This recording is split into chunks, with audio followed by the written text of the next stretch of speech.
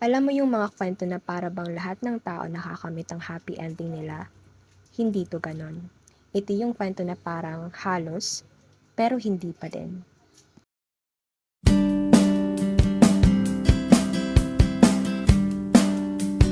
Simula tayo kay Tio, best friend ko. Sobrang gulo niya pero ang bait-bait. At kung crushes sa pag-uusapan, lodi siya dyan. Linggo-linggo ba naman may bago, isipin mo yun.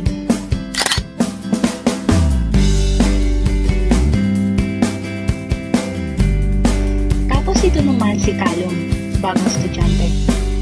Para siyang peraso ng puzzle na hindi swak, pero pilit mong sinisiksik kasi gusto mong mag-fit. Spoiler, hindi talaga.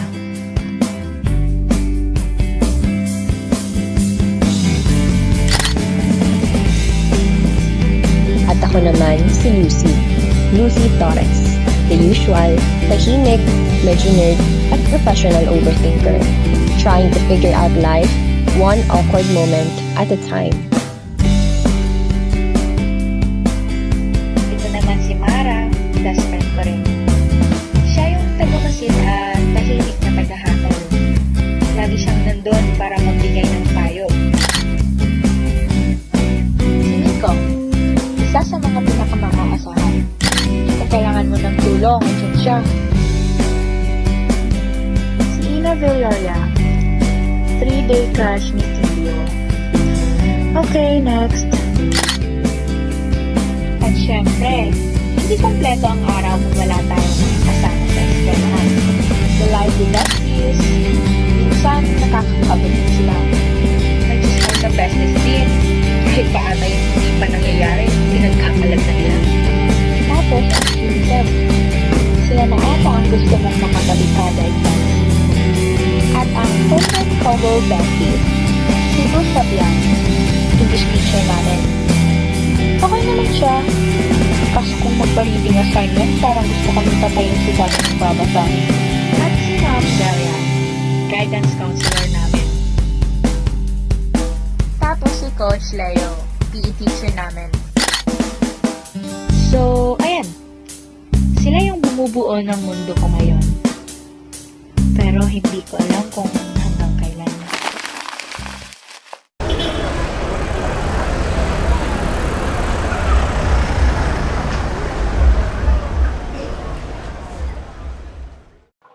By the way, what are your plans pala for college?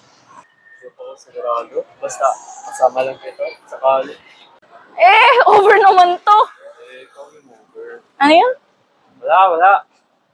Ikaw, anong balak mo sa college? Me? Actually, I applied scholarships to different school in different countries. Yeah. Ha? Kala ko kasi applyan na natin since college tayo. Change of plans kasi I want to experience new environment. I want to grow in different place. Okay. Sige. Sinabi mo yan eh.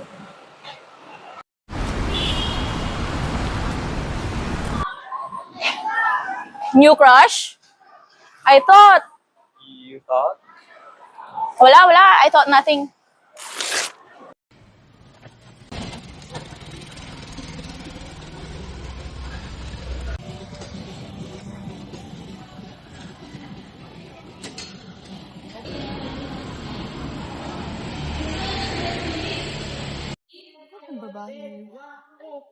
Lucy! Ano ba? Kanina pa kita hinahanap. Girl, kanina pa kita hinahanap. Kasi ka man nang galing. Nandun lang sa kanto, dun lang. Nag-aaral ka na ba para sa long quiz? Ay, quiz? Girl, kagabi pa ako nag-aaral kasi ikaw wala pang naaral. Kaya ko yun.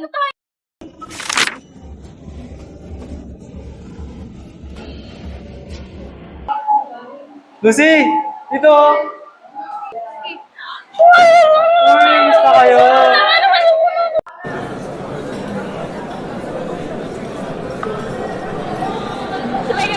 Class, quiet.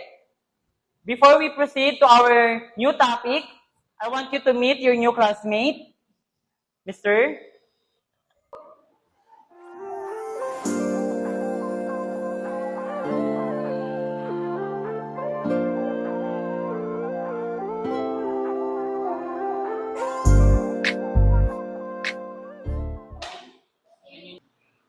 So this is your new classmate, Mr. Reyes. Introduce your name to the class.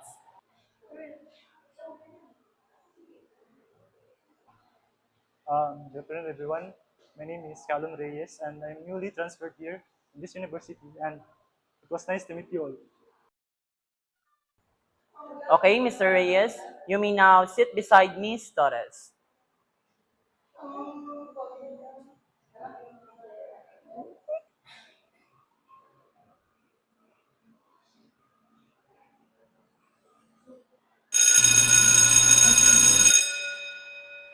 Girl, did you notice yung bagong yung guy? Si Callum? Like, may sapik sa kanya eh. Yung mga mysterious, yung mga type ko. Callum? I don't think so. Okay lang naman siya, but I don't have time for that. Okay. Bakit? Nerdy ka kasi. Ganto, sa mga ganyan, sa mga ganyan.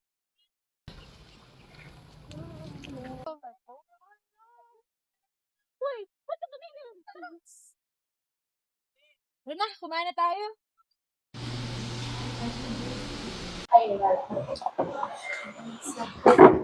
Nag-gamble?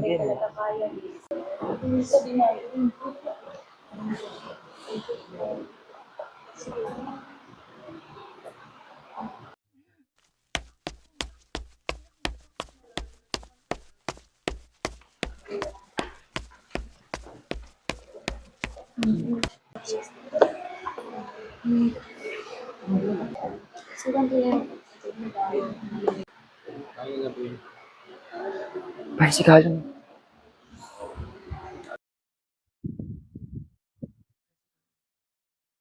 Excuse me, Lucy. Can I ask? Ah, anong gagawin dito?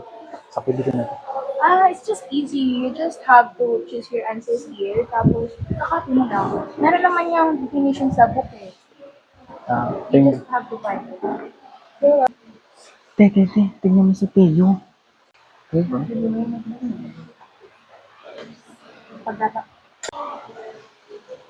Teo, nagsiselos ka, no? Hindi. Hindi, uy. Sus! Sus! That's all. Thank you, Lucy. Yeah, no problem.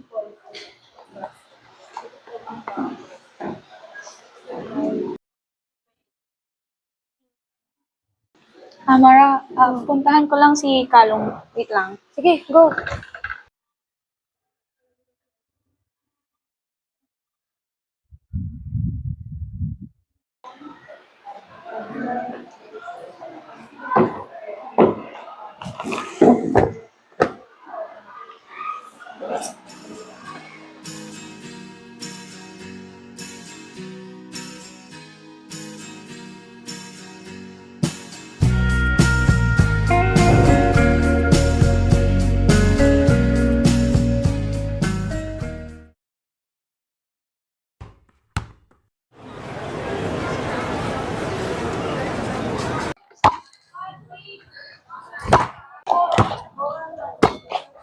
Teo, ano bang problema mo? Kung patuloy kang ganyan, pumunta ka na kay Ma'am Delia, magpa-counsel ka. Kikinig ka ba?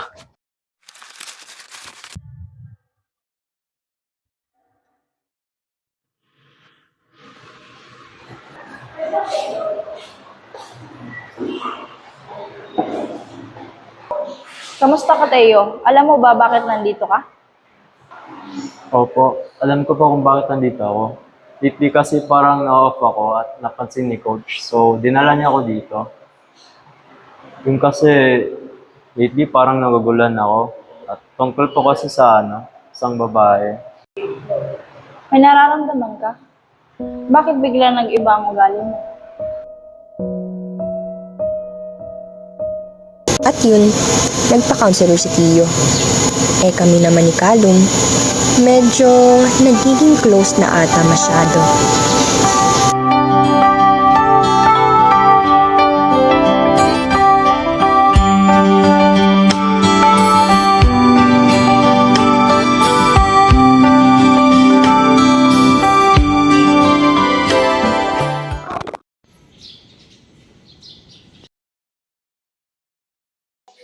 O kuya, how's life lately? Kumusta pala pag-aaral mo? Okay lang po.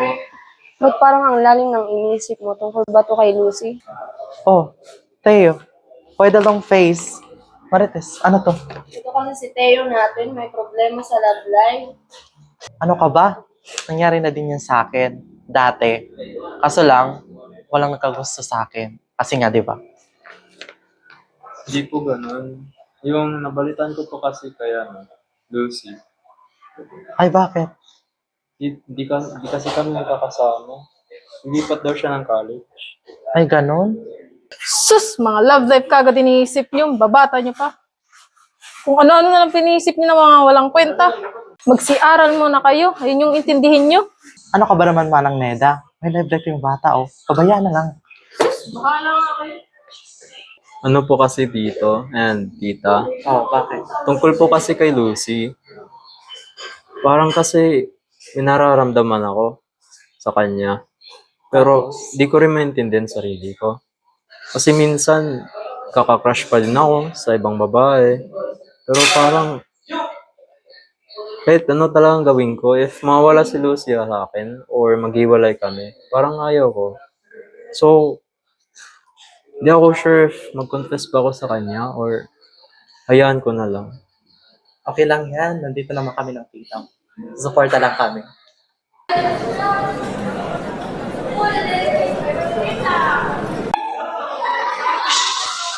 Okay, class, quiet!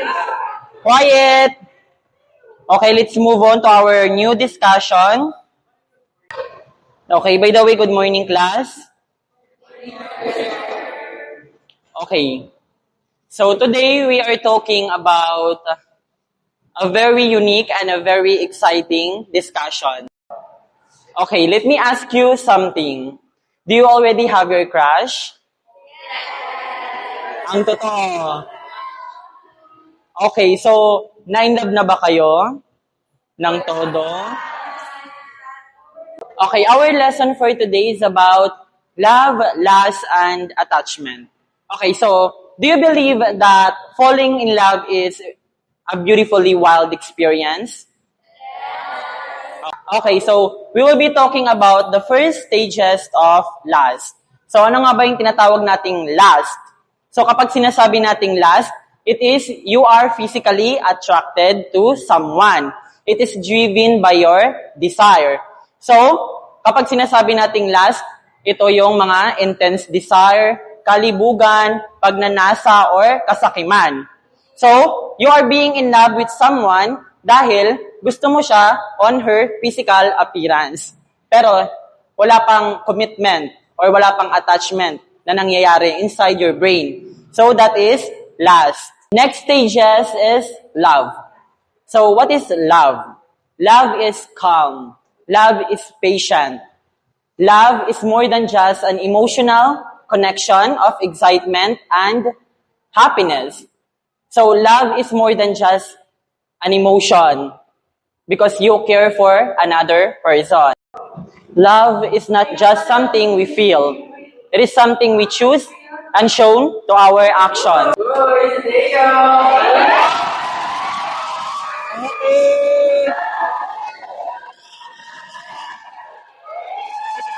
Okay, quiet class.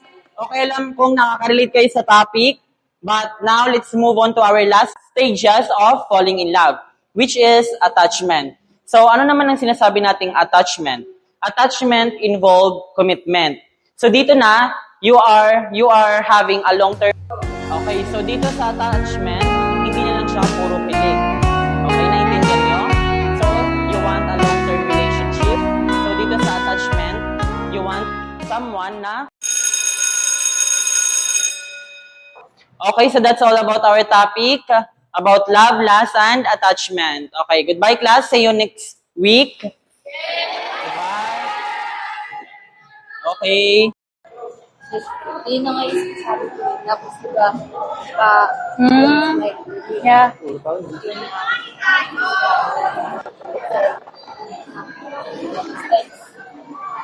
Yeah, okay.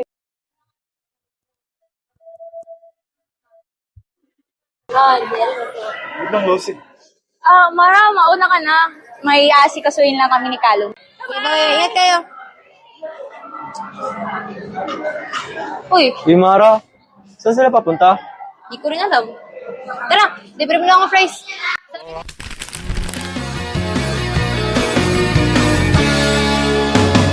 So she said, what's the problem, baby? What's the problem? I don't know. Well, maybe I'm in love, love. Think about it every time I think about it. Can't stop thinking about it. How much longer will it take to cure this?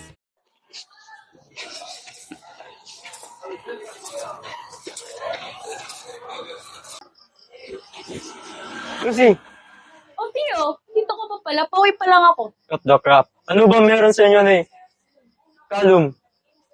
Why do you care? I finally found someone that makes me feel thrilled and happy. Ano ka ba? Di ka na nga ma-attend sa group study natin eh.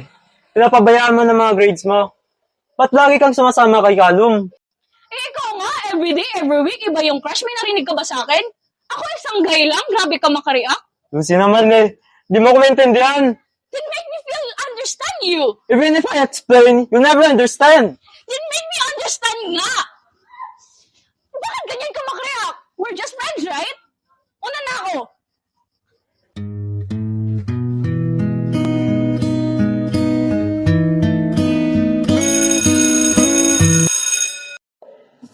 Ang hirap ng quiz. Kaya nga eh. I have something to tell you pala, Mar. I got accepted na sa school na inaplayan ko for scholarship. Talaga ba? Yeah. Oh, kailan naman? Alis na ako bukas eh. To move my stuff. Bukas? Agad? Kaya nga eh, na-shock din ako na bukas na agad. Kala ko nga mga weeks or months from now pa eh. And they emailed me na bukas na. Eh, paano ako? Paano kami? Tapos, di ba, akala ko, may misunderstanding kayo ni Teo. Ano, iiwan mo lang yun? Ano About lang yun? that, I'll try to talk to him later or tomorrow. Pero, sa tingin ko, di na kami magkakaayos after, or before ako bumalik. Before ako umalis. Kasi, ewan ko, di ko siya maintindihan kung ano yung pinupoint niya. Dapat, mag-usap kayo bago ka umalis. Dapat talaga. Sabihin mo sa kanya, Gagi. I'll try. Basta kahit anong mangyari, kahit magkalayo pa tayo ng school, ikaw pa rin best friend ko. Of course. And Yeah. you'll always be my best friend. Take care kay Tio, ha? Huwag mo siyang papabayaan. Bahala siya. Torpe pa rin eh.